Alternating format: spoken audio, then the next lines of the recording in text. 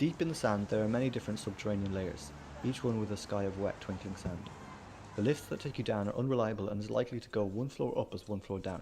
But at the lowest level there are racers, small hominids that existed before language and never sought to develop it.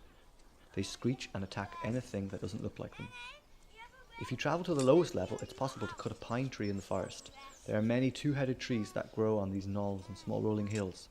If you cut the head off one of these trees, then it sends a message to all the other animals living in that level that a day of reckoning is near. There are huge snakes, longer than an express train and as thick as an old oak. They slither across the fields of sandy grass. They bore holes into the sand and can take you down to an even lower level, but you need to be able to get out of the body of a snake as they're not friendly and spend most of their waking time looking for their next meal. The upper two levels are populated by humans, modern humans. The very top level is a marketplace.